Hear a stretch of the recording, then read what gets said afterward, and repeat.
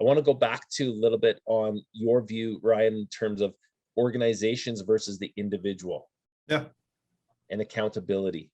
Where do you see that stemming? Because again, we in our pre-recording discussed individuals having 100% accountability to their own actions, where they are in practice or where they decide to stay in practice, as opposed to the organization. What's your view on that in that perspective?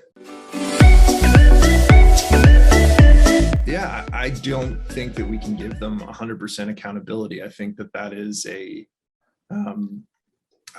they have some responsibility, certainly. I don't know that I can land on a percentage, but I think to say that an individual has 100% responsibility for their well-being is naive to the situation of different people. You know, it might be possible in some instances for an individual to get up and leave when they don't like their work environment, when they don't like what they're doing and seeing around them, but it's not the reality for everyone for a variety of reasons. One, as practices continually get bought up, it might be the same work environment everywhere in that area.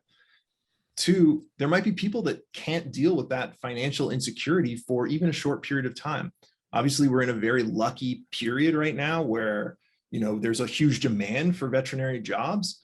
But, you know, when I think about colleagues in the States, especially, you know, we're all here in Canada, very lucky to have healthcare. But if there's that period of unemployment, you know, that becomes really challenging from a healthcare perspective in some instances in the States.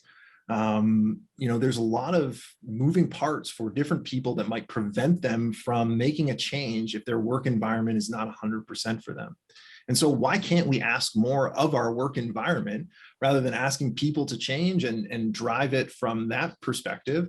You know, you'd have to have some exodus from a clinic to maybe see some systemic changes in that one practice. Why can't we ask more of the profession as a whole to change some of those things for the better in those practices, and then, you know, drive that responsibility from that perspective and come, the organizations have the power, you know, not necessarily like just monetary power, but just people power, groupthink, all of it. It sits with large bodies.